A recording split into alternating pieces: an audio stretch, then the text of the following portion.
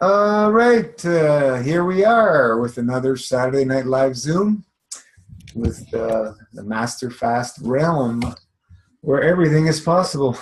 We have a supermom with us today, Cyd. Very special. Thank you for joining us and you know inspiring people to with your story. You're quite a super mom. You've taken on. Maybe you want to share some of that story a little bit. You've taken on many children, adopted, I guess, in your life to help out. Amazing that you're doing that to help who you can and get some more of these children off the streets into better homes. So, what do you want us to know? Thank you for having me, Gino. You're welcome. I appreciate the opportunity. I truly feel that. This is the most serious subject of my life.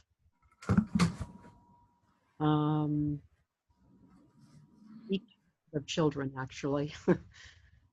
But it's there's no other topic that I'd rather talk about. So I think this is fine for me. And I think I can offer something, perhaps, if I can. Well, you've been involved in fasting for a long time, in Yes. the health movement and so on and so forth. What I remember sharing your story. What at what age, when you grew up in an average home? I don't know, and then how did you get interest into this? I guess my relationship with food started when I was about maybe 6. And my first memories of food. And it wasn't pleasant. I didn't like the taste of meat. And I didn't like the smell. And it made me feel sort of like an outcast in that arena, in that sense of sitting around the table, with your family eating and enjoying it. I never really felt like I was enjoying it. And, years later, I realized that, yes, indeed, that's not my food. That's why I couldn't, it just was just not my food, and I didn't enjoy it. I used to hold bites of meat in my mouth and shove as much as I could into my mouth, and then I would excuse myself and go to the restroom and throw it in the toilet. Oh, wow. So, at a young age, I just had this unpleasant experience, but I did love fruits and vegetables. And, I do remember my mother giving me lots of fruits and vegetables, or it seemed like there was always a lot of that around, and I enjoyed vegetables and bananas, oranges, tomatoes. I just eat the tomatoes straight on. I just love fruit. And Where did you grow up? What area? grew up in Los Angeles. And, at a very young age, I just remember lots of issues around food. And then later, life changed a little bit, and I didn't get any food. So I would welcome any type of food at that point, which was usually wheat. Mm-hmm. And something easy to take from hand to, mouth, I guess, without having to cook it. When I was a child, then, the food became very ugly. And I would go days and days, actually, without eating. And when I was about 13, I broke out in millions, not millions, but probably about 50 boils all over my body because of the issues with food. Mm-hmm. And I knew that it was to do with the food. And I remember soaking in hot vinegar baths. And the pain was excruciating. And they were full of green stuff. And it even on my backside, my bum, and everything. They were everywhere. I could hardly sit. And so I knew at a really young age, something icky was in me. Mm-hmm. And I knew it was from food. I just had, I knew because it was so horrible, the food. Later, as I got older, it got worse. And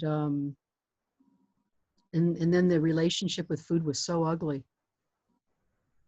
At a certain age in my life, I was fed on the floor. And it was so dirty. And I started rejecting food. So at a really young age, I started fasting, but very purposely. I started reading books when I was 18, 19 about fasting, Arnold Ehret, these types. Um, I should have pulled out a few of my books just for fun. That would have been fun to share from the 1800s and stuff. Well, So I always read, and it was music to my soul. It was really truly music to my soul, reading the words of these great masters that understood fasting. And I started following in their footsteps, um, and taking on the fasting and doing all kinds of different fasts, investing in my health and my life with this. And then I would try each interval when I would eat again, I would try to eliminate things that I knew I needed to eliminate, but it was always so hard for me. And so just, years go by, and I'm going deeper into the fasting. And at one point I did a wheatgrass juice fast for a couple of weeks. just And, sweetgrass I juice. started to eliminate all wheatgrass juice. Mm-hmm. I implanted it in my nose, in my rectum, in my eyes. I flooded my entire system with the wheatgrass enemas.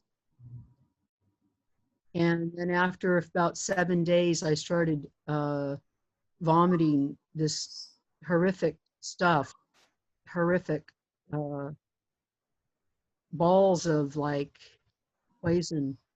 And I started to feel so much better. My emotional world started changing. It's like that was all connected to, it's all connected to each other.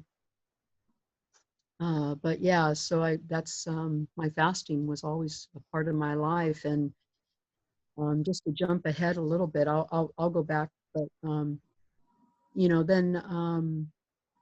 coming up to date, a couple years ago, I was looking for a very safe way to go 4, 5, 6 months.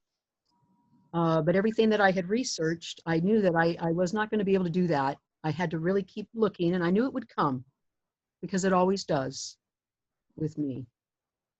Uh, when I look for something, there's a reason why I'm looking for it, and it was meant to be. It's calling me. And so I then all of a sudden was in Master Fast Group. What's this? And I looked at the protocol, and I saw that the whole system was such action. And I saw the violet flame coming up through it in a vision. And I knew that this is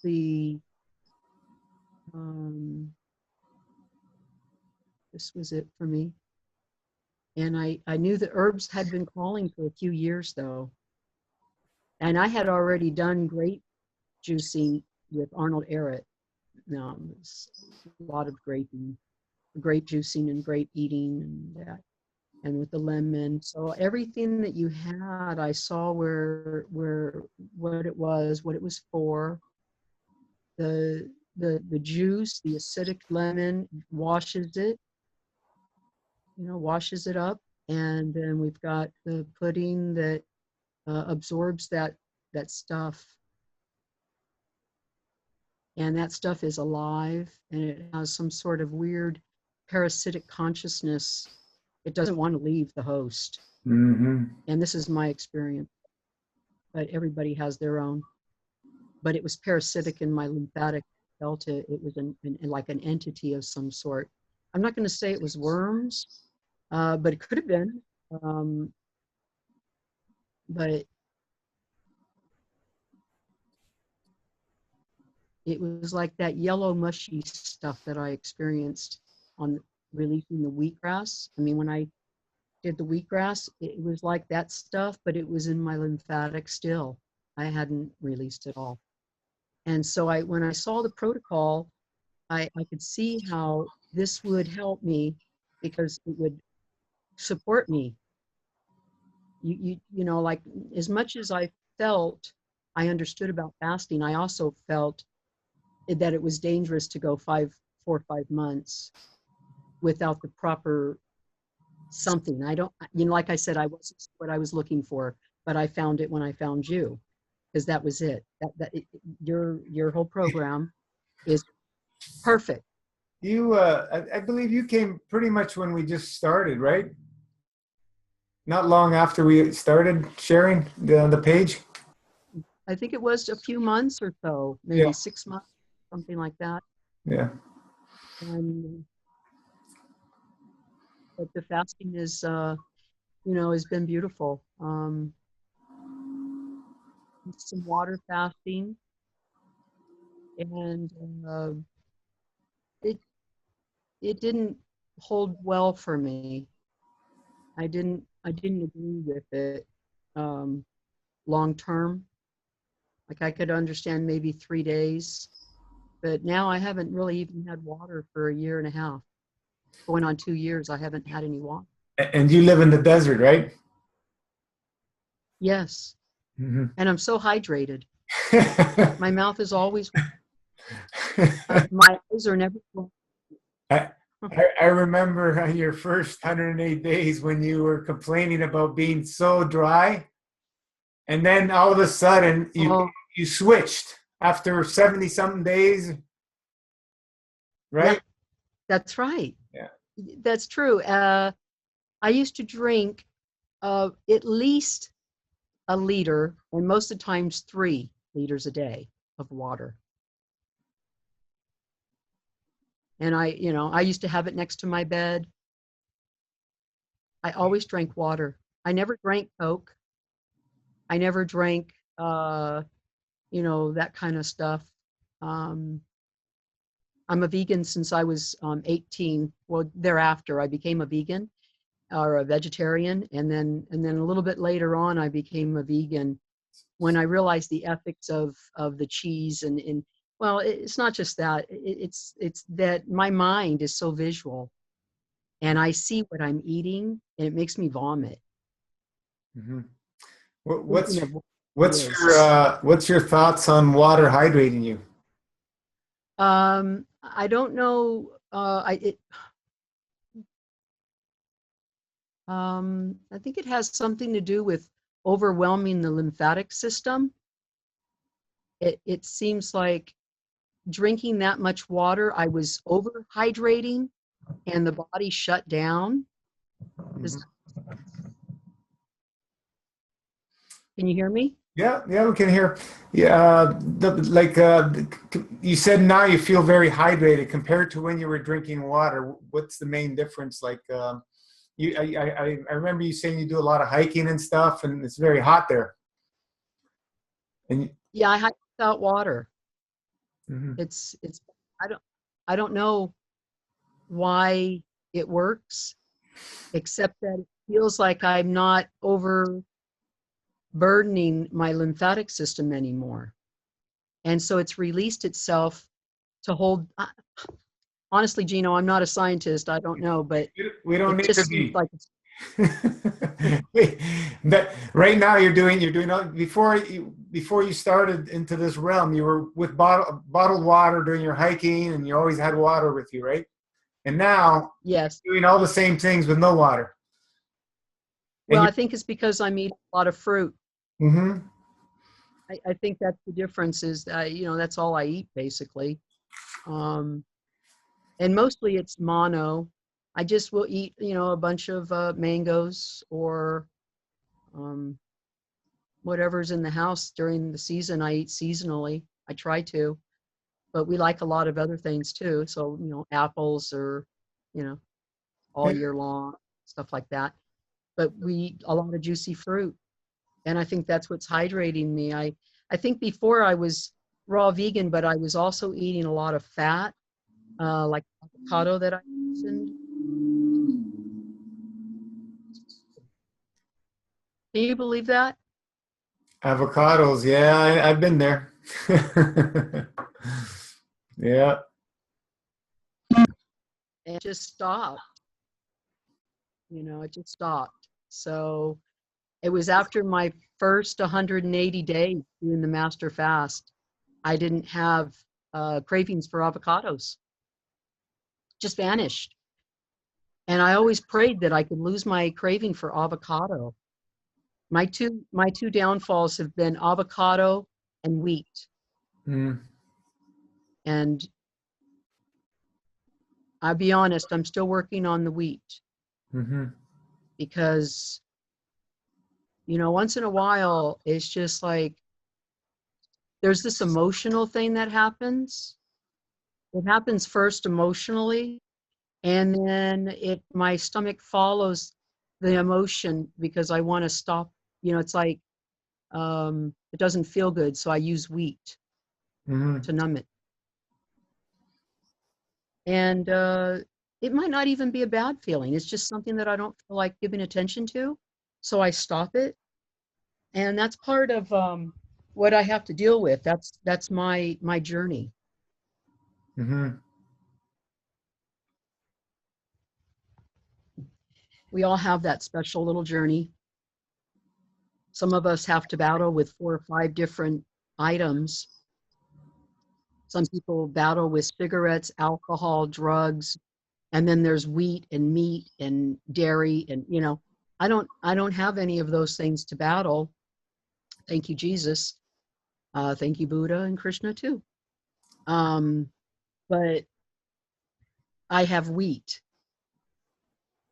I don't drink, you know, I don't use drugs, no smoking, um, no meat, no dairy, but wheat is bad one. And the reason I say that, and I'm so passionate about wheat because that that that stuff that I spoke about a minute ago, that's in the lymphatic, that's parasitical, it's coming off of the wheat in my feelings. It feeds them, yeah. It's something in the wheat for me, but I work on that. I do my fasting and I go longer and longer. Sometimes it's 6 months to a year before, and then I don't even eat wheat. My longest was about a year and a half. But I want to get to a point where I can say it's gone. So I might be adding in my turpentine as a tool when I do my next master fast again. I've done it once. I did a round once, and that was very helpful. For those that are listening and wonder why I just said turpentine, if you're not aware of it, it is a pure essential oil from the pine tree, and it is pure earth.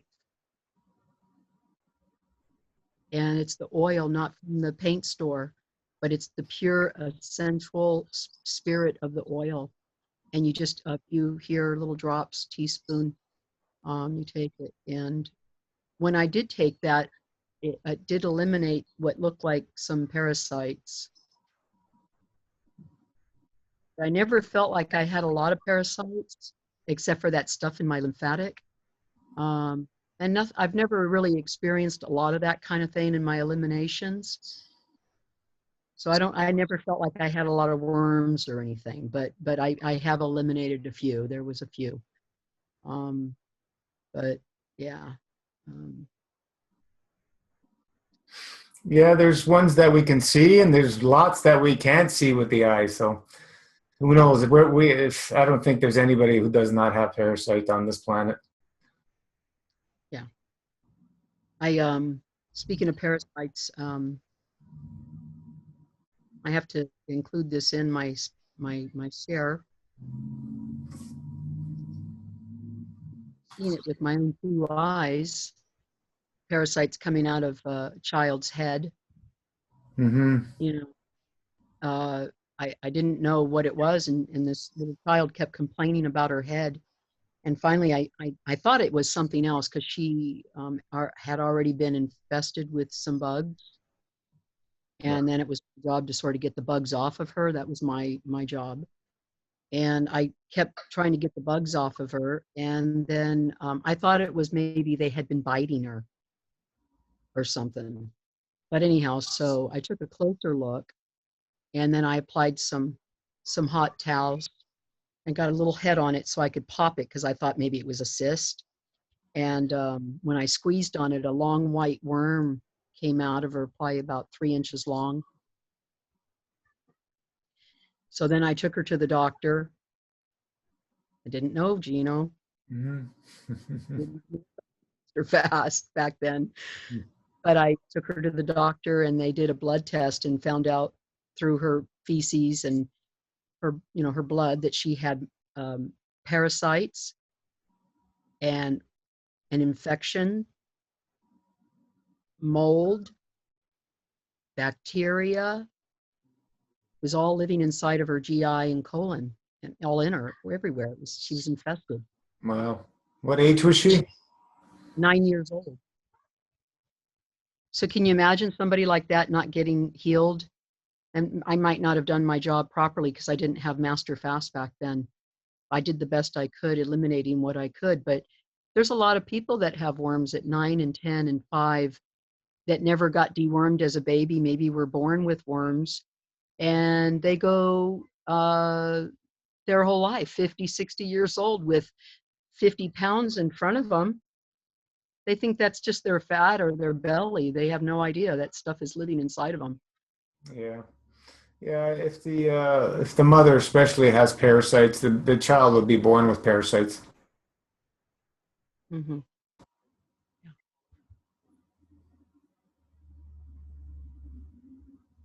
But well, does anybody have any questions? I'm not sure what else to add at this moment. Well, share your first 108 days. You did the 108 days the first time, right? You jumped right in. Yes, I did. I jumped right in after I read the protocol. I actually started drinking the juice. I could get the charcoal and the the psyllium husk, the charcoal, the clay, the juice, the lemons. I bought all of that within like 2 days.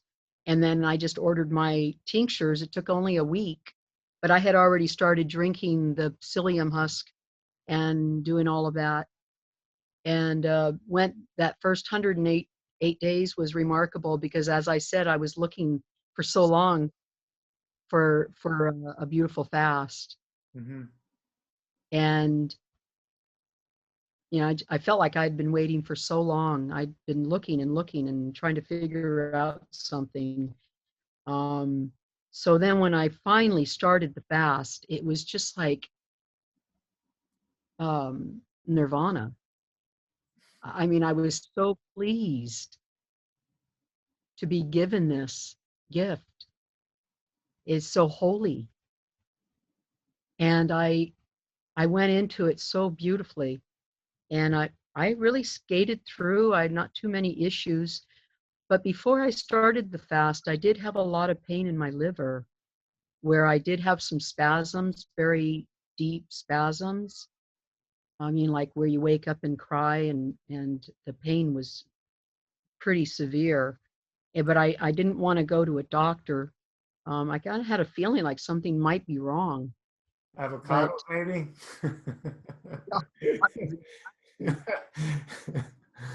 oh yeah, sure. It was Olive oil. horrible. Ew.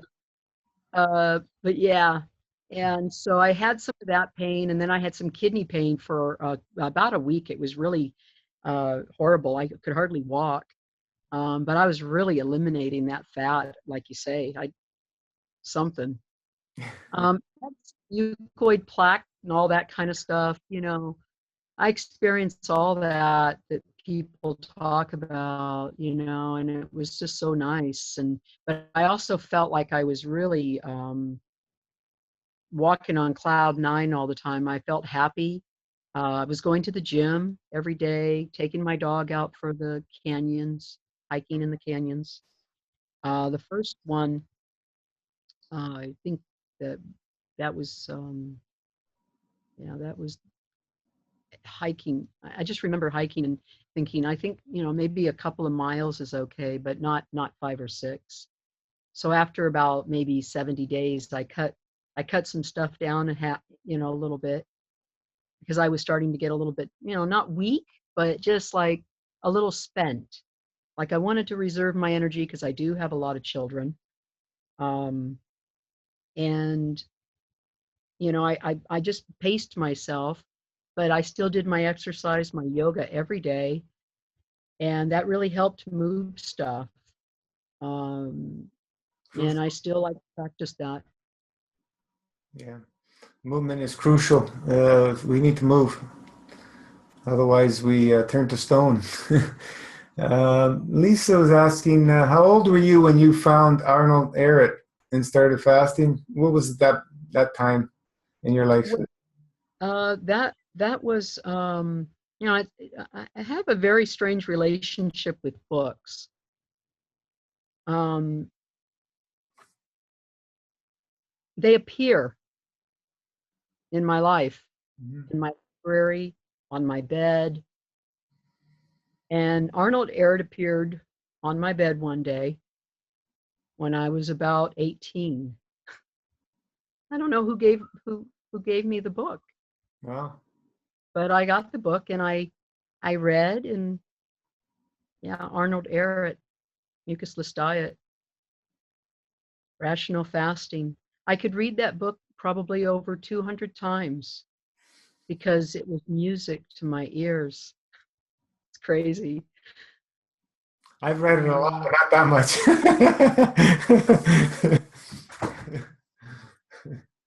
Yeah, well, when you've read a lot of fasting books and then you read someone that is as brilliant as Arnold Ehret, then when I would fast, I would like to read to motivate me, and Arnold was the highest thinker that I could find, or that I found, or that was put in front of me. And I did start doing some research on different diets, and I think, I went raw for a while, but it was, I don't discount it, but it was so much oil. I used to drink like a liter of olive oil to put it on my dressings for my salads. I was so raw, but I was drinking a lot of olive oil. So, Yeah, Arnold Laird was he was ahead of his time. He understood energy. There's a few little blurps in his books if you pick it up. Like I mentioned about the I think it was a caterpillar gaining weight with air and stuff like that. So these are things that for the average person would not see these things, but he understood. He understood that everything's energy. And yeah, his formula, V equals P take away O, it's brilliant. Simple, brilliant formula. It's all about obstructions. That's all yeah, it is. yeah.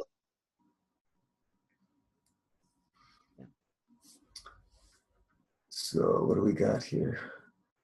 Rana says water overwhelms the kidneys for sure. It's a comfort food. Yeah, the more you drink, the more you want to drink.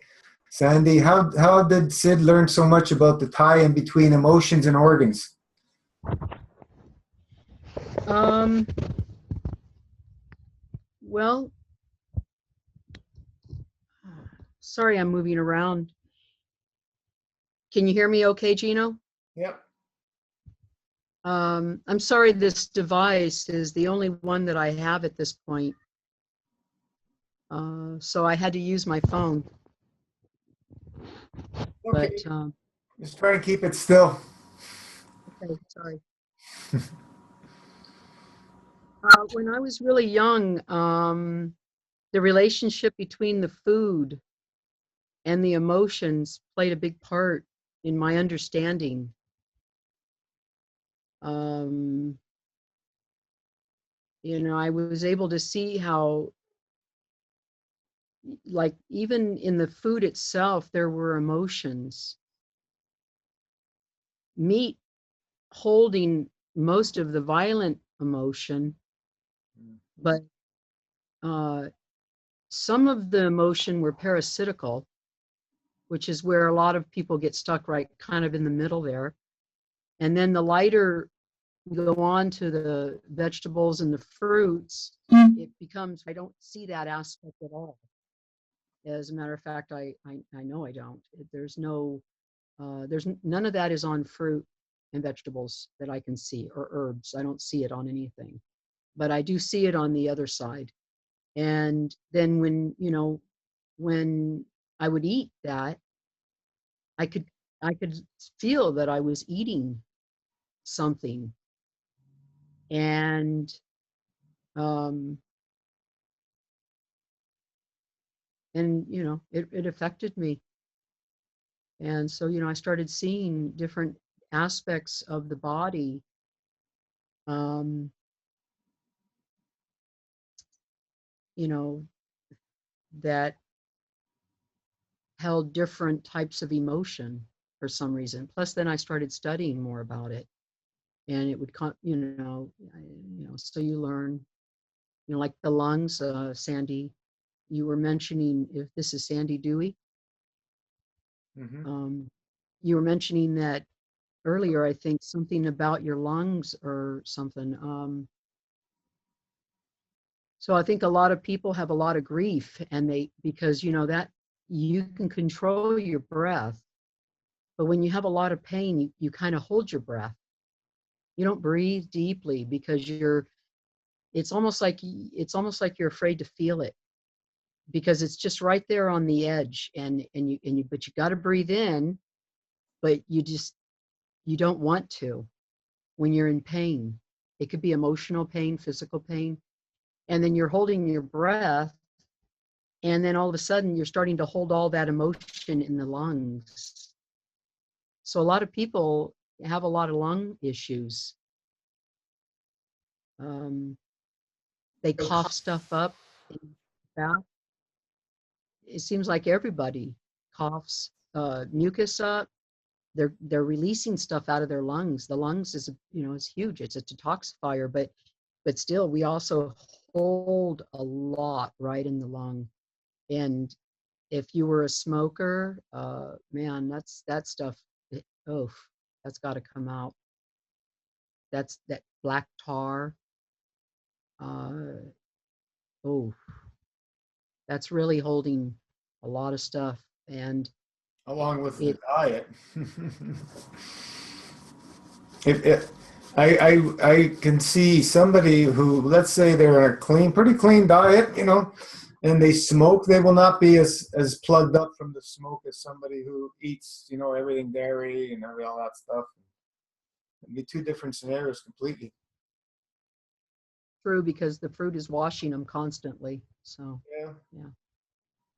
Yeah, it's not that, we shouldn't be. Our lungs are made for air, for not for smoke.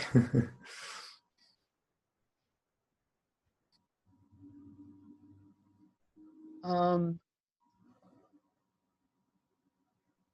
one of the things that I was thinking of too, um, when I think about my fasting and the history of sort of that aspect of my life, which has kind of controlled my whole life.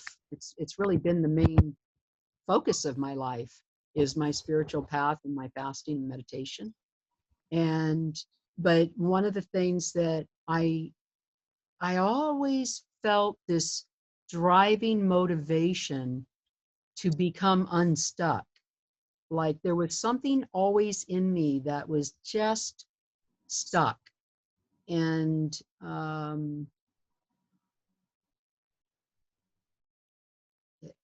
it was mostly in my torso, maybe even my stomach area precisely, but there was this feeling of something was stuck in me.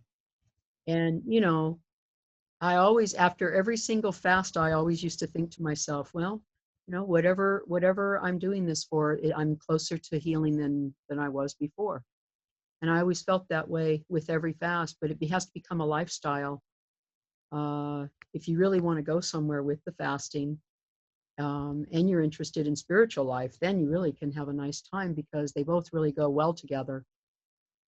A spiritual life and a life of fasting. Is everything okay?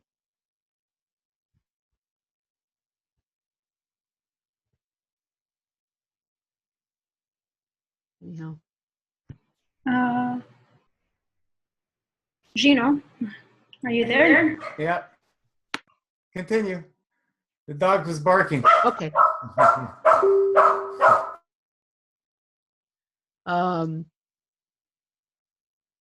But that, what I want to say about that is, during my 108-day fast, it might have been really late into the fast that I was able to do an enema. We can talk freely about everything. I was doing my enemas with baking soda and lemon all the time, because I wanted to be more aggressive, because I felt this block. And one time that I was doing the enema, I felt it unblock in my colon. And all of a sudden, I felt the cool water go into places that it had never gone before. And I felt it go in through my whole colon. It had never done that in all the years that I've been fasting, doing enemas, doing colonics, doing everything. How many years? My whole life. I couldn't get that opened. And when it finally started going in, all of a sudden the whole bag, the whole enema was inside of me. That had never happened. Yeah. I could only take Yeah, this happens to a lot of people. You hear people, they can't even barely hold a couple of cups, and then after several weeks, bang, they can do whole bags, because they've released the blockage. Yeah, and you can feel the cool water going through you. That's what's remarkable. It really is a great feeling of release, and you feel so clean. And since that happened, I've never felt that blockage since. So all these years that I kept doing and searching and trying to go deeper, it's because there really was something that was blocking me. And you have to follow your instincts when it comes to these kind of things, because nobody can understand what it feels like to be inside of you except you. And when people try to get you to go the other way or to eat, and you really don't want to, you just have to follow. I had so many people criticize my life because I was fasting all the time. And I'm not skinny or anything. I'm not, I like to work out at the gym every day. I go 2 hours. So, I get, after each fast, I might gain, 6 or 7 pounds back. And I don't care. I'm not doing this for weight anyhow. But I did lose some weight that I was happy with anyhow, and I've kept it off. I haven't had an avocado for like months. But you just change. Yeah.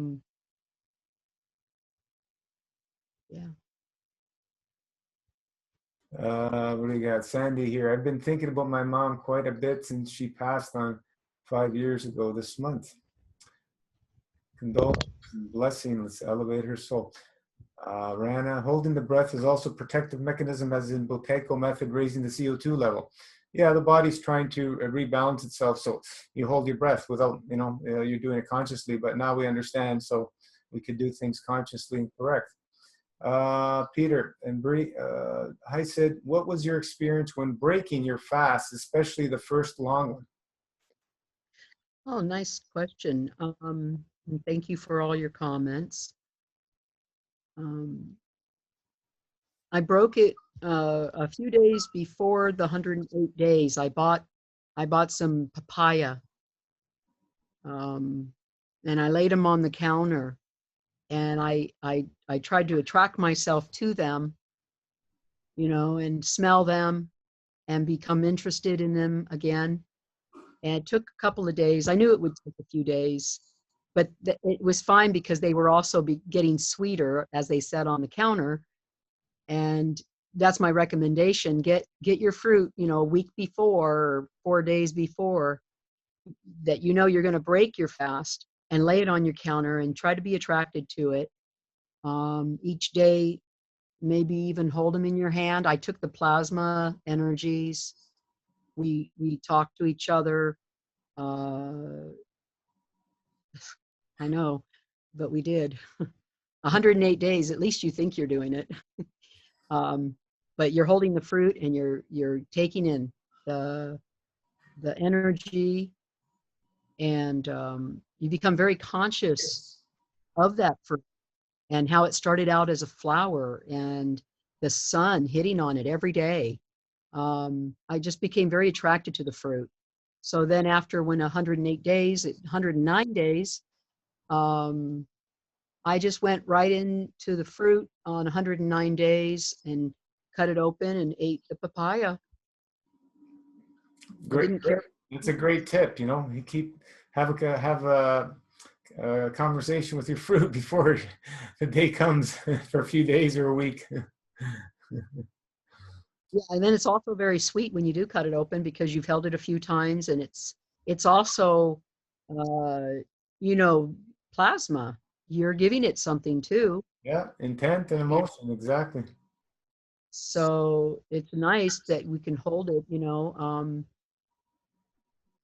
and then I like to hold it in my mouth when I first break my fast for a while and create it into saliva as much as I can. After a while, post master fast, or I kind of eat a little bit faster, but that first few days, especially, I really use my teeth and chew it and really have intent of, you know, what it's doing to me. Um, and the way that I see it is that it's washing me. It's because when you eat your first couple of meals after a long master fast, it's the first few eliminations, it's like pushing all that other stuff out that didn't get a chance yet. And it's really nice. So you continue the detox with the fruit eating, and it will continue for another 100 days or 10 days, whatever you choose. It's up to each individual to be their own boat master. But I like to go, Arnold, I think, said, to try to break your fast with as many days as you had your fast. So that could be hard on 108 days. You might not want to eat purely fruit for 108 days. Maybe you want some steamed veggies or, something like that. And that's fine. But then you do slow down that detox, because you will continue to detox at a very fast rate. Maybe not as fast as when we're fasting, but it's still pretty aggressive.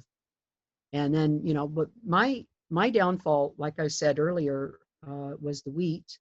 I have two that are in relation to the master fast and the protocols and everything that's recommended. There's a couple of things that are hard for me, and so I work on those things. Like with the wheat, I push it away and go longer and longer each time. So the fruit eating might be 100 days of just pure fruit. That's awesome. You can do it. It's hard to do. I've never done it, but that would be ideal. Um, but each fast, I've gone longer and longer. The last fast, I think, was like 45 or 55 days, And I pretty much went that whole time without eating anything else but fruit. And so it's getting better. Like I said, I don't have a problem with all the other issues. You know, if somebody was a meat eater and a dairy eater, that's going to be hard because they're going to be pulled back to that lifestyle, which I've already got to jump on it because, you know, I'm already vegan. So it's easier for vegans to jump into this side than meat eaters. It's hard. And I understand that. And you have to transition, you know, away from it as quickly as possible. Hopefully you could even jump overnight, but it's up to each person to guide their own soul and even call upon their soul to say, you know, I need help. I can't get away from it. It's chasing me down, the meat, the dairy. And then you fast and you feel so great. And then you fall back into it. Like with me, with wheat, it's the same thing. And so we just, little by little, we just keep trying to push it away. And like with the avocado, it just happened, it's gone. It's not even a part of my life anymore. So it does happen rapidly if we can get intent. I have written down, like we've talked about, goals. And I don't do too much. I don't juice too much. But we do use the blender. So, you know, with all of the children I was in real estate for a long time, and I kept having this call to gather these children, and it's like, okay, where am I going to gather the children from? You know, I'm going to go out there and gather a bunch of children. But that was the message, and that's what I had to do, and I didn't know how to do it, but I kept knowing that one day it would come to pass because I'm connected to my guides and my soul, and I knew that there was work there for me, and I didn't know that I would be incorporating health and nutrition, but as it's turned out to be, that, you know, the children that have come to me, and they're, you know, there's been like a lot. I've used nutrition, you know, coming from fruits, lots of fruits. A lot of these kids don't even know what any fruit is. They're like, what is that? What is that? Like, never had, you never had mango? They love it. They gravitate. I leave it all over the kitchen in boxes all over the floor in cases. It's always fruit everywhere in my kitchen. I don't usually put it in the refrigerator. I keep it out on the counters. And then they know when they want fruit, that's never off limits. Don't drink all my grape juice though. They know, don't. I'll get your own juice, but that one's, you know. How many children do you have right now? 5. 5. Wow. Yeah. Well, so I, you know, I got this calling, and I turned my house into a shelter home, and I started taking kids all the time that were sick, even really sick. They came from the county through CPS. I work for CPS with you know, like kids that were removed from their families, domestic violence, drugs, different things, neglect. And out of about 100 kids, 5 of them stayed with me. And I have some of them from infants. They came out of the hospital. They were meth babies. Wow. They had to shake and rattle and roll for a while to get the meth out of them.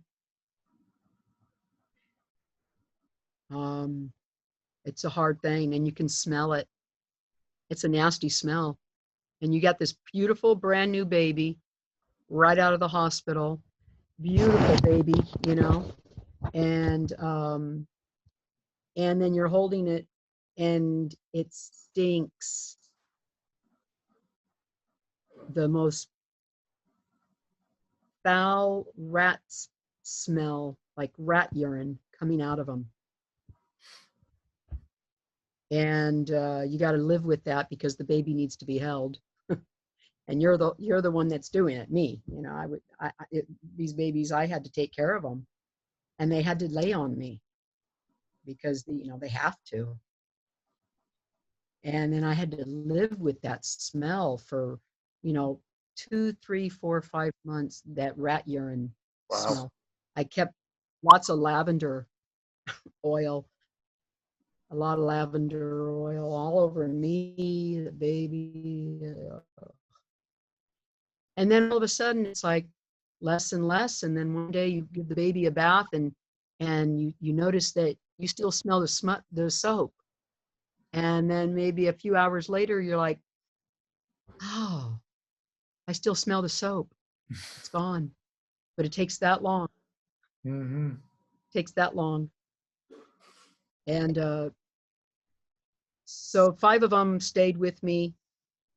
Like I said, a few were infants, a few were a little bit older. These are The most challenging. I'm sorry? all adopted. Yeah. They all stayed. The youngest one, and a lot of people know that I've talked about my little guy. He came to me. I don't mind sharing this publicly if it could help somebody. I'm willing to do that for people that might hear this, and they can understand and relate, and maybe even try something like what I'm going to say. But what we did was we took the little guy. He's 2 years old, and he came and he never shut up screaming 24 hours a day, not 1 minute of peace for himself or me or anybody, and banging his head into the walls, screaming at the top of his lungs all day and all night. And they said that he was intellectually disabled. And I thought, no, he might have a tumor in his head. I'm going to get him checked out. So I started doing all of these, MRIs and blood tests, EEGs. I had to know what was wrong with him. And he didn't have anybody. There wasn't anybody that was ever going to help him, I could tell. And he came to me for a reason. And I did all these tests, and there was nothing there except for that he has a chromosome disorder. And that's what was making him so upset. And I thought, really? So I joined a group, and a lot of the kids were not like that had the same chromosome disorder. 16p11.2 is the deletion. And so I thought, there's something else wrong. So I went ahead and did the hybrid fast. I would feed him, but I gave him the tinctures, and I gave him the tea, the grape juice, the lemon, the pudding. And even, I hate to tell you, but he was the kind of child, and still is, that he doesn't like anything given to him. But I try to trick him and give him the juice, and then maybe put the tinctures in it. I trick him to get it down, because he did not want me to give him the tinctures with the tea. He didn't like so you have to kind of, And then another thing is, I would take the pudding, and I would inject the pudding from a syringe into one of his applesauces that were like those applesauces that you can squirt in your mouth that are for little babies. Because that's what he would eat, because that's the only fruit that he would eat if it was like that. So I would inject that with the pudding. And then so woo, he would kind of like, that was weird. But then, here comes the applesauce, so he'd drink it down. And I had to trick him because I don't want to, have him screaming if I'm trying to put that. You can't get him to eat it. If he doesn't eat it, he's spitting it out. So I had to trick him. And after about a week or so, it only takes a week. They're so little. So it happens fast. Before that, this is why I was thinking there was something wrong with him too. His eliminations were so horrible. It was like black tar. And I knew that there was something wrong there with his stomach. I even had x-rays and they said he was constipated, severely constipated. So anyhow, we started the master fast protocol with the fruit eating. I did give him a few besides the fruit because I just did a few other things, but he ate a little bit. And about a week later, he eliminated about between 30 or 50 worms. They were alive. Yeah. And they were eating them alive. They were eating him alive, and it was horrible. He would wake up in the middle of the night screaming at the walls with his fist. And I had him in my bedroom when I first got him because he was so hurt. He seemed so upset all the time, but I didn't want him to be away from me. So I put the crib right next to me. And he would scream 20, 30, 40 times a night in the middle of the night. Just like this, somebody was going to hurt him. I mean, it was horrible. So I had him right next to me. And he would bang his head and scream all night, and I couldn't hold him. He wouldn't let me hold him even. And when all those worms came out, it was just like day and night. It was like, oh my God, this mental institutional situation where a lot of people would have probably left him if he ever found his way there, came right out of that, came right out of it, just like that. Yeah. It was just, he woke up. There was no more banging the head. There was no more, he still screamed, but it wasn't like it was. He shifted and he got rid of a lot of parasites and worms. And then we just continue now. I don't do it all the time, like 24/7 with him, because I know even at his very young age, I feel it when he's had enough, and then we stop, and then we start, go back and forth. We're just going back because it's becoming his lifestyle too. When I go on master fast, he kind of does too, not as long, but and we go back and forth, and he's learned that this is his lifestyle. And now he's almost 5. So, he's very calm and he's doing really well. Doesn't really scream anymore. I remember. He used to shake his head back. Yeah, I remember you were saying when you got him, it didn't matter how much you washed him, he smelled of feces. Really, really bad. Yeah. Yeah. It was, you could smell it. Yeah. No matter what. I could bathe him in lavender oil, and I couldn't even smell the lavender oil. Wow. And it was black tar. Like, I couldn't even get it off of his bum. When I would change his diaper, when he would eliminate, which was rarely, but when it would come out, it would be like, I had to use so many wipies. And by the time the diaper changing was over, he was exhausted because it took me forever to get that off of him. I mean, we're talking gluey, tarry. When they found him, he had been eating his own feces. Oh man. So I think that's where a lot of it came from.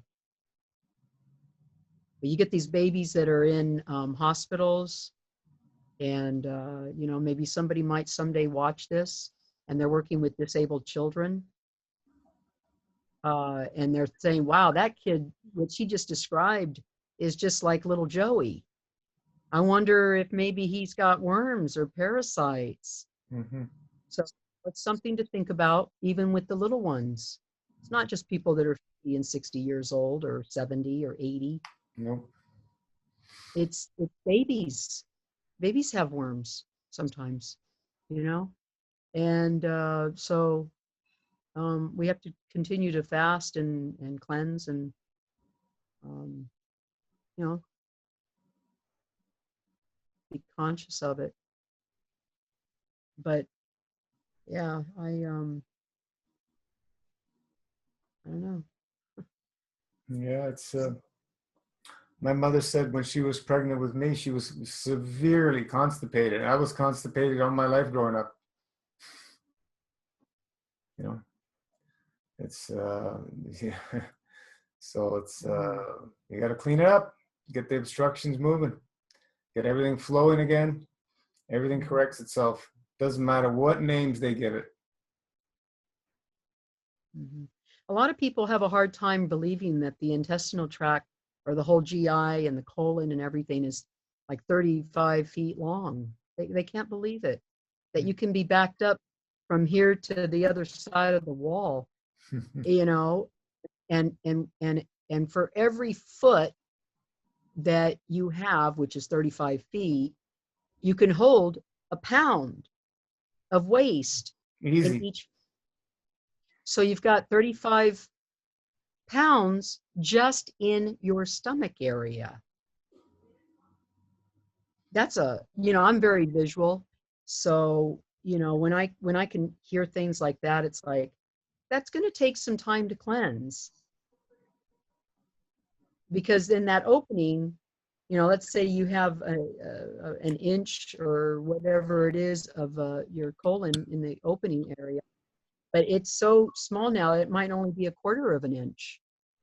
So you have all that buildup in the colon, in the intestinal tract, that the mucus gets in those little bumpy areas. It's tucked in there. And then you've got, you know, the mold. All the little fine villi. Yeah. But Infection. it also goes all over your body, not just on the GI tract. In the GI tract, it's Yeah. all over. That's why when we don't eat properly, we feel our kidneys hurting. It goes to the kidneys. And then it's all over the body, and then we start smelling bad. That's because it's congested. Your whole body is congested now. Yeah, even the eyes. They're always watering. That's all that congested is just popping out of people. How are you? I'm good, thanks. Well, how much more time do we have? We have like 1 hour now. Left. 1 hour already? Mm-hmm. Time flies. Wow. What else do we have here? Peter, thank you. That's beautiful about holding the fruit, placing to each other before eating. Lisa, are your children adopted? Oh, we already answered that. Was the county okay with you feeding the kids vegan?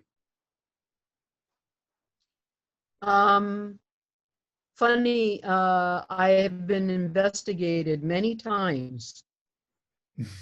I've had supervisors come to my because there were complaints that the children were not being fed. Because the only thing that people could connect with is, I'm not feeding the children if I'm not feeding them meat. Right. And they come to my house. This was when I first started. They left me alone after 1 or 2 visits. But they came to my house with supervisors. I remember the first time there were 5 people from the county that came. And, you know, I do a shopping run. You know, I spend a lot of money, a lot. You know, like I said, I have cases of food everywhere in the pantry. And they just, wow, wow, these kids are so lucky to have it. They knew it. And they said, whatever you're doing, they're becoming more healthy with you. They look beautiful. And I see nothing but food all over your kitchen. Good, healthy, whole foods. So they never bothered me about being vegan after that. A couple of times. Then somebody else made a complaint. They had to follow the complaint and come out. Mm-hmm. But after that, they just told people, we already been to her house. We know who she is. So they left me alone. And I never had any problems after that. But yeah, there were issues. Yeah, it's pretty ridiculous and unfounded. You know, people, if you know, they're somebody else is not eating what they eat, they're starving. Meanwhile, they're the ones starving themselves, plugging their bodies up with all this stuff that's not even food. They're really starving themselves. So it's just Yeah. What's the word? Just Well, crazy. it is. It would turn out that, I would end up, with social workers in my kitchen giving out recipes and talking about, you've seen. But now I have a good reputation with them. I've never had any problems. And the children are healing. That's the main thing. I still do the work, but I don't take children like I used to because now I don't have any beds. I have all the beds that I had are now my children's that I've adopted. It's their beds, and now we're just a family of 5, and and lots of fruit. I give them things, they do eat spaghetti and, but we're very careful. And I always tell them, we're going to have spaghetti tonight. I want you guys, we have a lot of cucumbers before. So they're not too hungry for the spaghetti. We eat a lot of, salad or vegetable before we, do that. And same with anything, like I don't keep their treats away from them. If they want a little treat, pretty much it's vegan. If we have something, I'll buy them something. But then, it's like, you had that, that donut, which I don't agree with really. I don't want them to have it. But, once in a while I'll get them a donut. But then, we've got to come home and, have our blueberry drinks and all that and get it washed out. So, I think I'm connecting with them that, there's going to be foods that I'm not going to take it away from you, but you're going to eat it, but then we're going to clean up afterwards because, you want that in your stomach. And a lot of times they'll get sick because we don't do it very often. Mm. Most treats is a sorbet at downtown. We go down there and they get a sorbet. But, I'm just saying once in a while, like Thanksgiving, I went to my aunt's house and, there was some pumpkin pie and you have a lot of little children. It's hard to say no. I even knew it wasn't vegan, but I wanted my children to have a good memory. It was more important at that moment to me anyhow. And I think to the us family members, it was nice that they could share in an emotional, happy time being with family because I don't have any family out here where I'm at. I'm by myself out here pretty much. Not by myself, but I don't have a lot of family out here. I created my little tribe. What's the oldest? So that I could have family. What's the range of children in age? Let's see. I have the youngest one that I was talking about that was sick. He's going to be 5 in a few days. And then my other little one is 5 and 9, 13, and almost 18. So they're kind of spread out. Still makes for a little bit of fighting. They still fight a little bit, but not too bad. Especially on the days they have donuts. And the connection is so clear. When that happened not long ago, there was a little temper tantrum that happened amongst one of our family members. And I made the connection right away. I showed him, I said, you remember you just ate sugar yesterday. Now look at the rage. It's like came out in a bad temper tantrum. Yep. It's good they learned and to connect.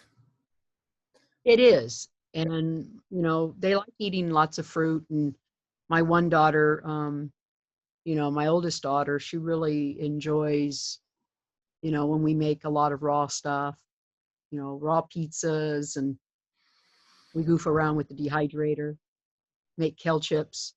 I can't really eat kale anymore, though. It doesn't eliminate out of me anymore. Yeah, it's very It's heavy. pretty much, yeah, I think basically if you're going to become really a sincere faster, and, you know, really work on yourself, and you almost have to be willing to go in the direction that you're going to end up being a fruit eater. It'll happen eventually, because you can't just keep eating that stuff and not have it feel icky, you know? It's like, it's not a comfortable feeling to fast for weeks or months and then to break it and feel so great, and then to slip up on something that it doesn't feel good, like, you know, whatever the downfall is. Yeah. I remember the first couple of years on raw, I ate a lot of kale, but then I started growing my own sprouts, and I started leaving it by the side after just doing a lot of sprouts, growing with ocean water and stuff. But it's coming from a like a Sador diet or whatever diet, you know, you're moving into eating cleaner, you know, you'll gravitate to the heavier things. And as you clean up, you'll start eliminating the heavier, even the greens. Like some of these greens are heavy, and they're, you know, like they're just, they're hard to move through the body. It doesn't seem like it, but they are. What's Lisa saying here? One of the things, Do you feel compelled to stock certain foods based on past incidents? Were you questioned about MFS? Do you do traditional meals?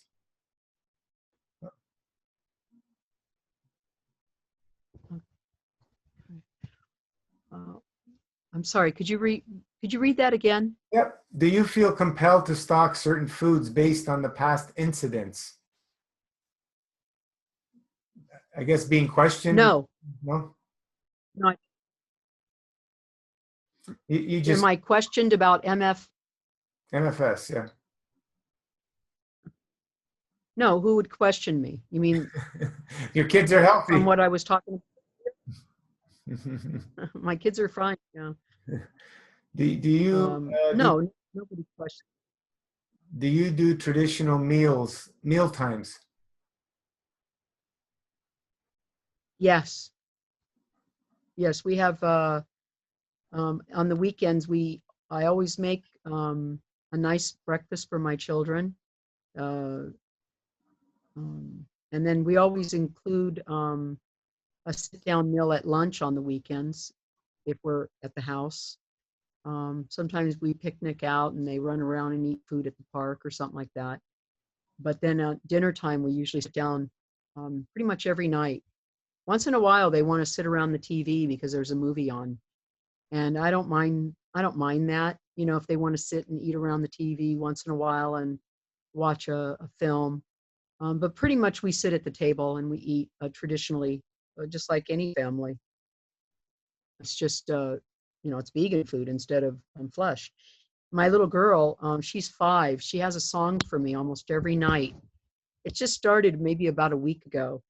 And she sings this song to me every night. She'll lay next to me and say, "We are vegan and I'm so happy. We don't eat meat. We love our animals." Awesome. And like over and over. So I believe that everything has a right to sort of be here. I don't want to take anybody's life, and I don't want to take an animal's life, and it's just my choice. So that's what I teach them too. You know, we all teach what's in our values, and those are my values. So they have my values now. And they like those values because children will gravitate towards fruit if allowed. And they don't want to feel like they've caused suffering to any animal. If you told a child, well, sometimes one of my children, they like to wreak a little havoc at school. And one of them said not long ago to another child, "You know what you're eating?" And the little boy was like, "What?" "I'm eating chicken nuggets." And my little guy said, "You know what you're eating though? You know that that's an animal, a chicken, a real chicken that was killed?" And wow, is that what you told him? And he said, "Yes, I told him the truth." And he didn't like it. He said, "Mom, he didn't like it. He didn't want to eat that." And I said, "Well, yeah, because, a lot of people won't want to eat something if they know the truth about what it is, because they love animals too. They just don't, told them it was an animal. Yeah. They didn't make the connection. Animal. They don't. Somebody had to kill it. They're not taught that, right? Unless they're on a farm and they see it all. Uh, Peter and Bree, it's so lovely that you have such a beautiful, relaxed, conscious approach about food with the children. I know how important this is for them going forward because I grew up with a controlling and angry recreationary father around food and have quite a weird and difficult relationship with food as a result. Love to you, Cyd from Brianna. Okay. Sandy, you mentioned wheat is your downfall. What do you eat when you do wheat? Well, she mentioned pasta, right? Spaghetti. What else? Yeah, not too much. I make the spaghetti for my kids mostly now. I don't really eat that. So, as much as I hate to admit it, toast. Burnt? I burnt. I've had a lot of burnt toast in the past, like really burnt charcoal. Yeah. God. Yeah. But I pretty much am getting at it. But yeah. And those were the two things that I always, in some of these silly little groups that I used to get. I got on people's nerves. They got on mine or something. But we used to go back and forth over burnt toast and avocado. I would attack their burnt toast and they would attack my avocado. And then as it turns out that my real problem is toast. that I doing it at those times, but that's the last thing to really be eliminated is wheat. And even though I might have gone years with it, it keeps coming back. And so that's my last thing. Like I will feel confident after maybe 3 years of having it out of my system that I finally have patched. Yeah. It's a very three. Weed is a very addictive drug. And for anybody who hasn't read Arnold Ehret, if you read the book, you'll understand burnt toast. It's the way he suggested if you're going to eat bread, it's best you toast it, kind of burn it so you can digest it easier. But at the same token, the more you burn it, the more you get into the stronger plasmatic field, so it can help you in that way, like we use the charcoal. Mm-hmm. But it also creates a dry aspect so that it dries out the mucus forming properties. Mm-hmm. But it still is got something evil in it. But yeah, I don't know. I was thinking about this the other night. Some of the things that I've done to connect with the planet.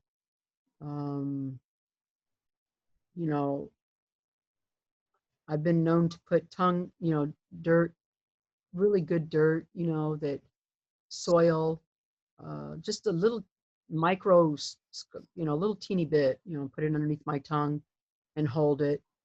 One time I held it for days, like 2 2 days. It was in Chaco Canyon, New Mexico, during the, I don't know if you remember the harmonic convergence, but the planet was supposed to be realigning and vibrating on a different scale. That was the tipping point for the Mayans, was the harmonic convergence, that something was going to happen. So I wanted to feel the earth, you know, and I fasted. But I was already dehydrated, so my mouth was dry. I put the dirt in there, and it created sort of like a clay effect. But I was really able to, you know, let my mind go with the dirt.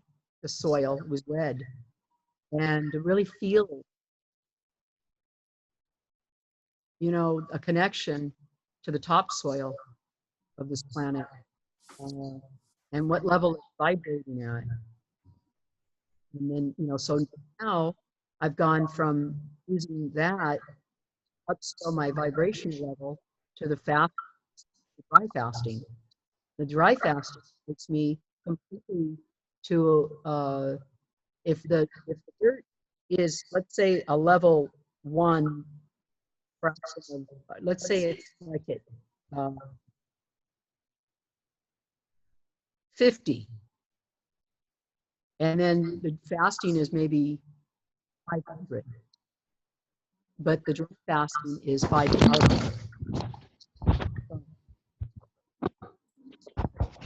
So the dry fasting takes me to a place where I can only speak in terms of how I'm relating to vibration, but it's like going to hertz, whereas when I'm in everything, 7.8 hertz, which is where the earth is. So it feels like I'm more connected to the sun when I'm dry fasting, because it pulls me in that direction on a higher note. I don't know if that makes sense, but fasting, and I feel like it's shifting my the DNA or the cellular stuff that's going on in my body. That I've done a couple of dry fasts. It feels like, you know, that mucoid plaque, it gets through you, and once you eliminate all of that through the fasting, you start going into the cellular. Yeah, as we continue. And so I feel like my. Sorry, go ahead. Yeah, I was saying, as we continue to clean out all that gunk through the GI tract, and we continue to dry fast over and over, it starts to bring our body into a memory of living on light again, right? That's why you're connecting with the sun. Yes. It's just a memory. And the sun is beyond. Beyond what? You kind of. The sun might be. I think the sun, you know, not coming from a scientific note here, because I'm not thinking it's probably even scientific. But I do know that the Earth is 7.8 hertz, and so if the Earth is 7.8 hertz, I bet the sun must be 150 hertz or something. I mean, I don't know. Next. Yeah, the sun actually resonates in the frequency of 432 if you're measuring frequency. Everything in nature really is around that. But the problem with frequency is they're only limited matter state. We go much beyond that when we're thinking in terms of field strength of plasma, where everything comes from. Like 432 is the number of creation, and everything in this universe resonates at that, if you measure it in frequency. All nature, birds, animals, whatever, they're all tuned to that frequency.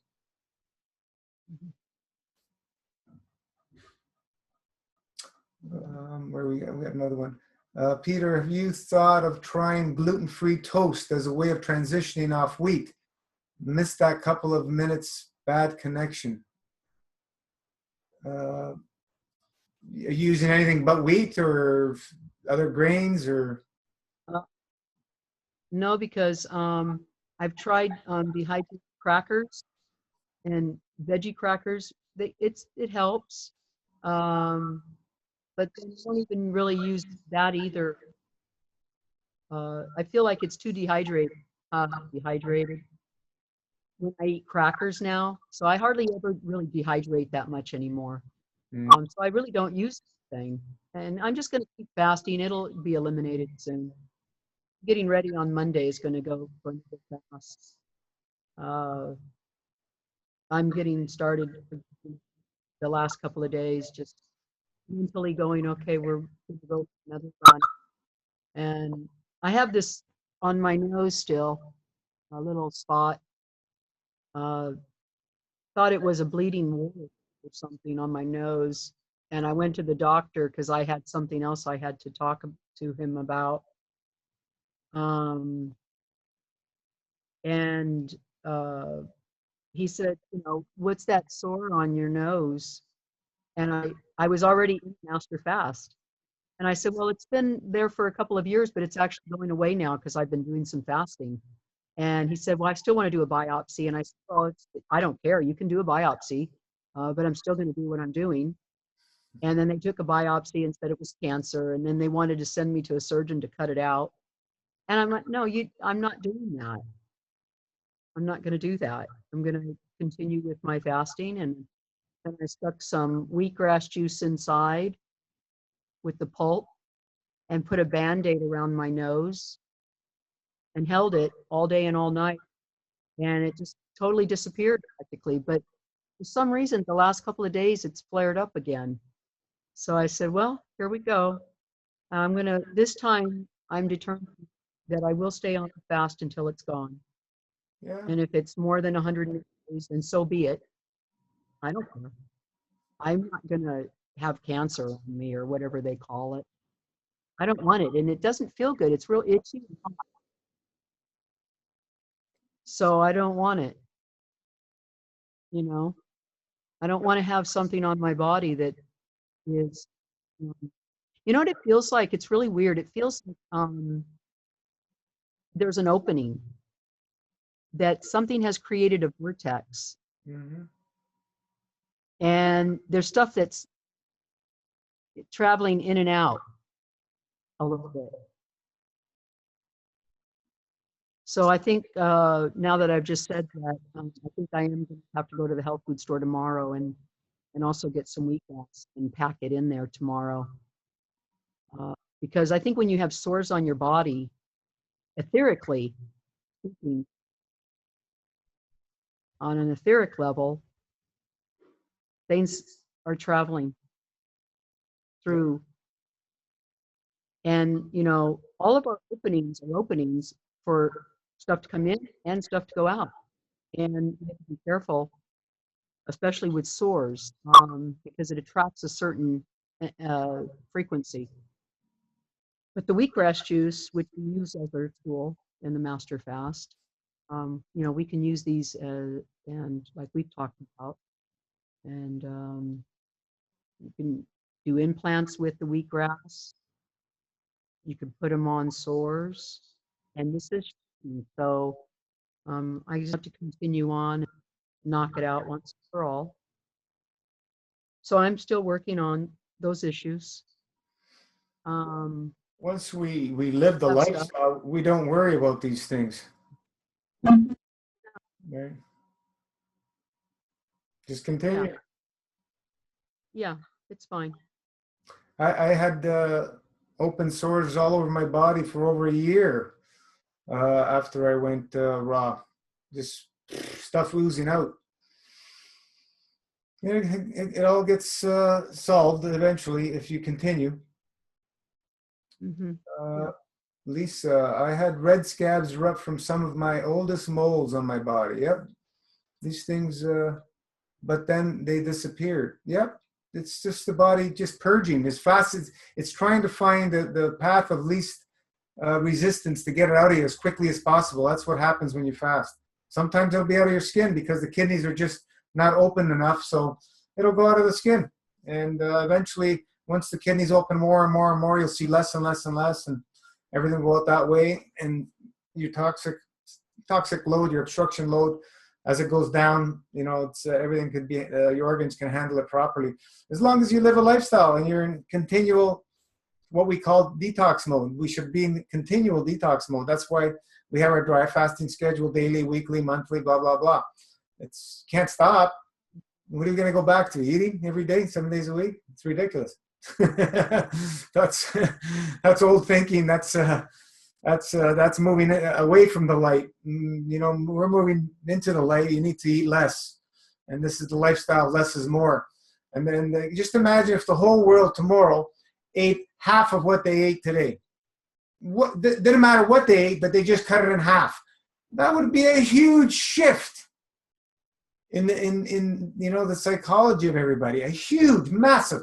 Half the killing would stop immediately. That's just, so this is what we're trying to show, you know. Going vegan, wonderful, great, but we want to reduce it. Even if you're vegan, reduce it to half and then go less and less and less, where we don't have to interfere with any life forms eventually. Living on just light. You know, that's the beauty of training ourselves to remember what it's like, where we come from. From the light, we return to the light. So I feel the planet's moving in that direction. It doesn't seem like sometimes things are happening, but on a massive scale, people are waking up. It's just going to matter of time before it hits that exponential growth, and it'll look like it happened overnight. It took millions of years to get here. And like 100th monk theory, just Yeah. spontaneously. And then we can't remember where we actually came from, but it wasn't good. Yeah. I think that we can have a spontaneous situation on this planet. I've always believed that. And I believe that it's going to be an event that will happen that will bring us to that spontaneous evolution. And it's coming soon. Mm-hmm. Coming soon. And one of the reasons why years ago I started to eat a lot of fruit was because I did have some contacts off-planet nature, otherworldly nature, and they told me to eat fruit. They did. They told me it's not going to work out if you don't. You have to eat the fruit because the planet is shifting now so much with that, what we were talking about, the hertz. It's raising in frequency. And so eating and everything that we've been doing is going to start hurting more and more because of the shift. You either shift into where it's going or you get left behind, so to speak. And left behind means you might be on the side of pharma, big pharmaceutical,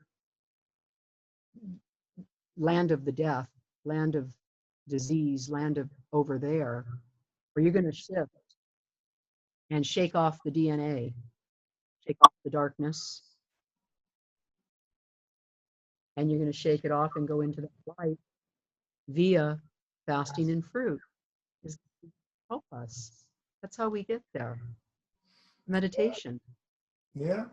It's so easy. If you look at the Vedic scriptures, they're thousands of years old. What do? They use the physicality to move into awareness, right? By, you know, meditating, yoga, diet. They use these things. And, you know, there's some people that argue, well, you don't need to worry about your diet to go that route. I don't know many who have done it without diet. It's very, very, 1 in a billion maybe you'll go that route. Doing it through the physicality, we're in the physicality, so we're here to experience it. And doing it through the physicality, through cleansing, is a much easier path where anybody can do it if they are determined and make the commitment. The other way around, good luck. Not that it's not possible, but good luck. And if you get there, why would you want to be eating anyway?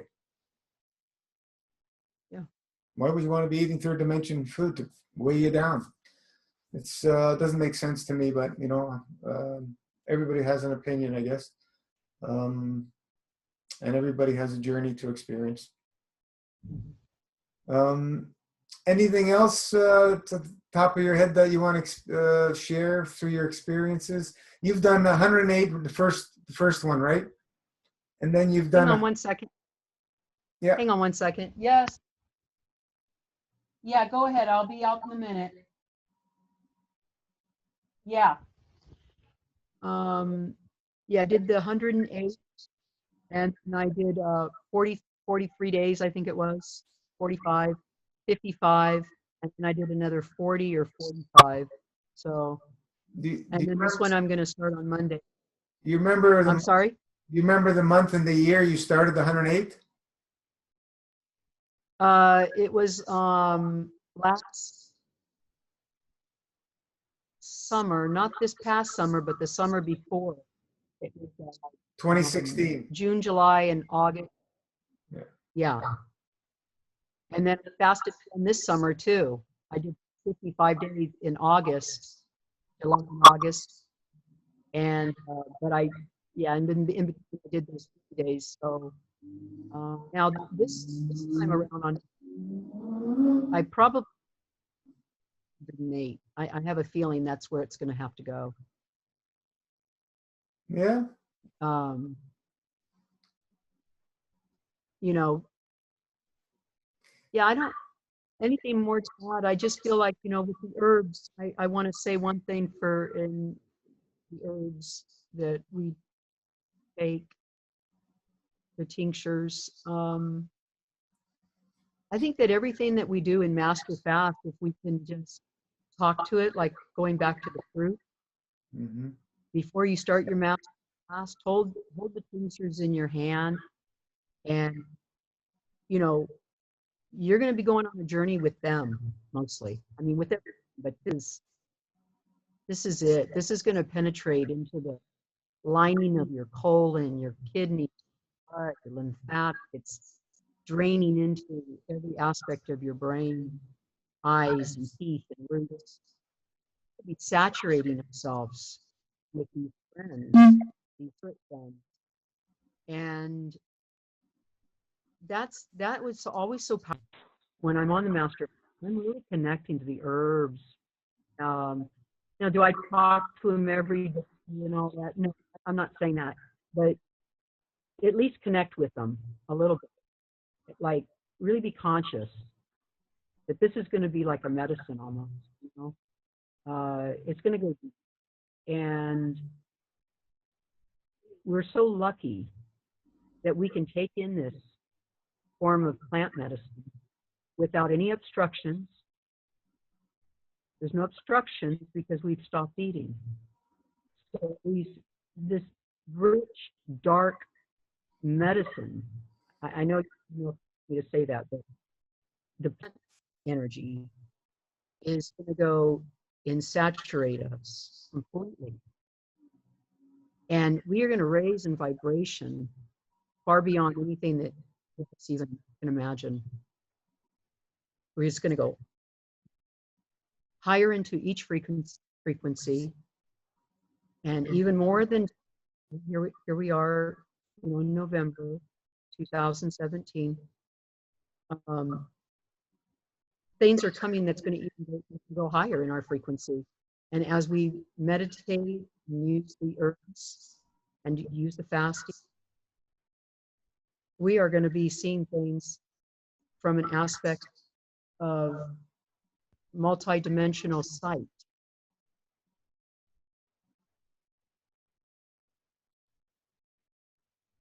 Yeah. Which only so many people get a chance to really witness. So I think that we're lucky to be doing this with our bodies and minds and souls. And I just feel grateful that I found you, Gino, Raina, Michelle, Connie, all of you, all the people that have been, you know, sharing Master Fast, and all the people that are new, whoever might watch this. I think that we are connected by soul. And I would call it family, not the cult way or whatever people think of that, but that we have a deep connection with each other. And I look forward to seeing more of everybody and continue to be a part of the group. But, I missed one question here. What advice do you have for moms who are trying to heal themselves and their kids at the same time?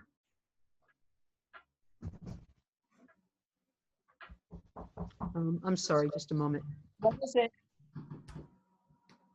Okay, go and ask Arlene to do it.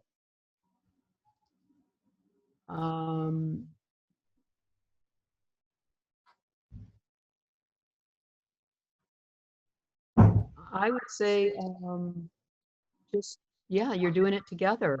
If you have a child that is doing bread menstrual fast, you're doing it together. You're healing together. The body is coming alive, and I don't see any reason why we can't.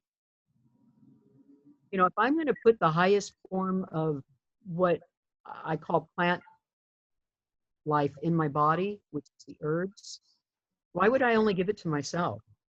I want to share it with all my dogs. I give them drops. I'm sharing this, and I think it's a beautiful thing. And think about the change that you're having in that child.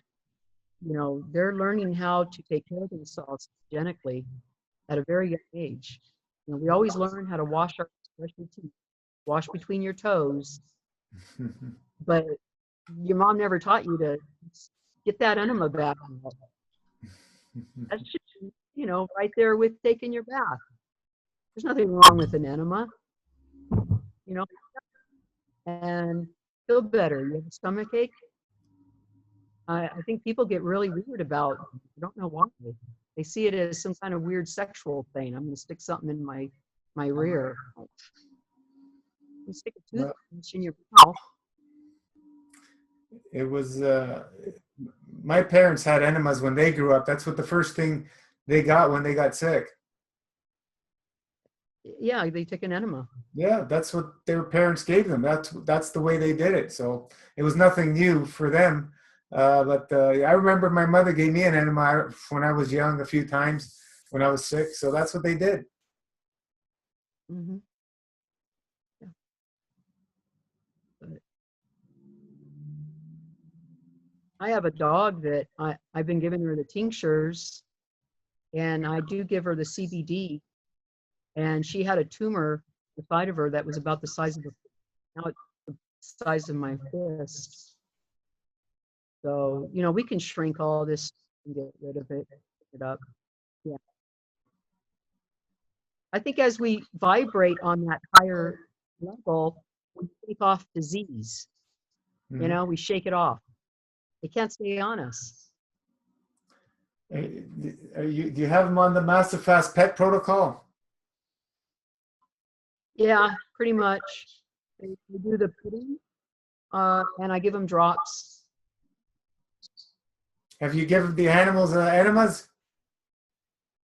No, sir. Not. I have a Doberman that's 90 pounds. Up for that.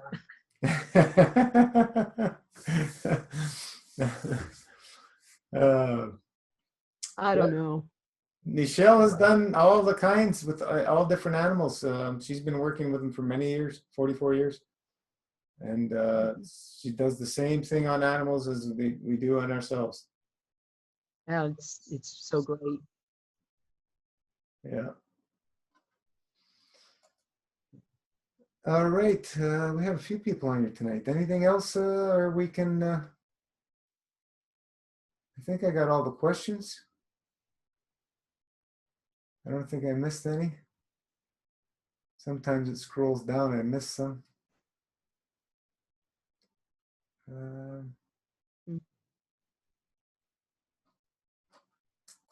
Okay. Oh, here's another one.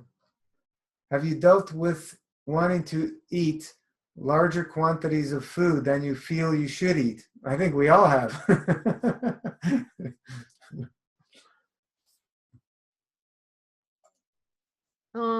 Yeah, I kind of relate to that. Maybe a couple of years ago, I used to eat maybe too much. I don't really feel that anymore. I don't overeat. Yeah, that shifted. I used to overeat. Yeah. I don't, for example, today I ate a grapefruit, and it was only one grapefruit, but it was completely satisfied. I'm satisfied with it. Maybe some days I eat 4 grapefruits, but I haven't worked out for a couple of days, so I'm not really hungry. When I work out every day, I feel like a little bit more hungry. I eat a little bit more, but yeah, I could take one bite and be, I don't know, I just have a different relationship with food anymore. It's more the highlight is the fasting, and then my break is the food. Exactly. My highlight isn't food, and then I fast sometimes. I mostly am fasting now. I think I figured out that in the last year, I fasted 240 days. I don't know. Food is becoming less and less important. It was all a lie to begin with. I don't know how I mean that, but it seems like everything is about selling something and making money, including food. You have to buy a lot of it and keep eating it, all these kinds of things, because everybody's making money. They make it a necessity. You have to eat. You have to drink so much water. You have to. You don't have to do anything. Yeah. And the people that are sponsoring all this awareness stuff is all big pharma. So they're all part of the same team, But I enjoy eating. I'm not saying I don't enjoy it. I love fruit. I really love fruit. I'm eating less loving salads. I hardly ever eat salads anymore. I used to eat at least a salad a day. Now I eat maybe a salad a week. So the rest of the time is just fruit and fasting.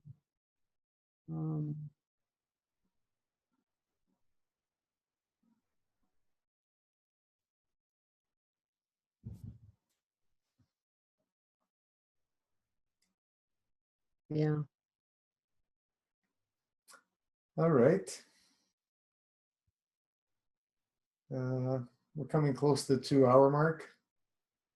If there's nothing else, we can call it a close.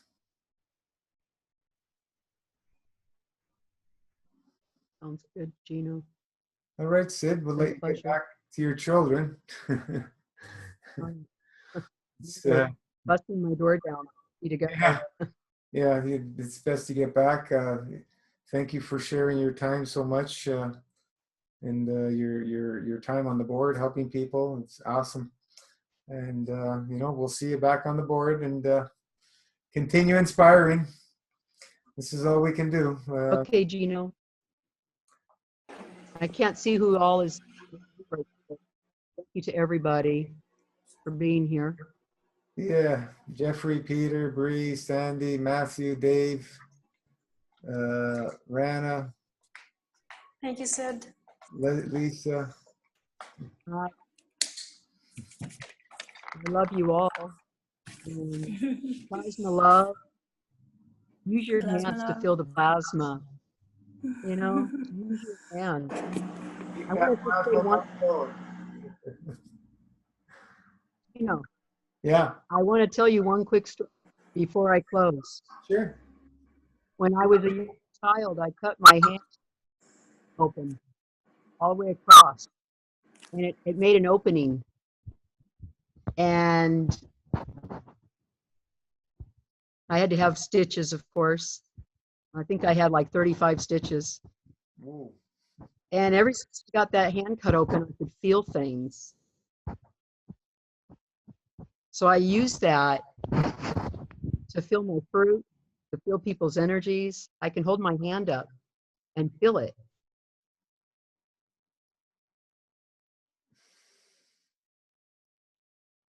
See? I can feel that from you right now, Gino. Yeah.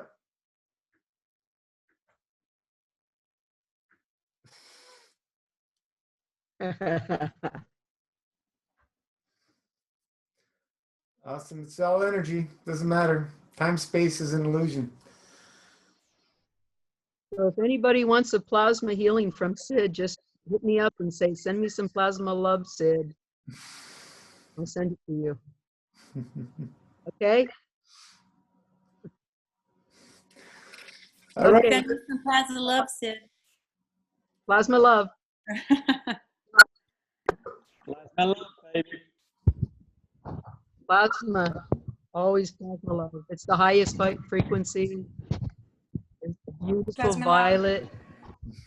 Violet plasma love. All right, guys. We'll call Bye-bye. it night, and we'll see you again. Ciao, ciao. Thank you. Ciao. See you. Have a good night. Bye-bye.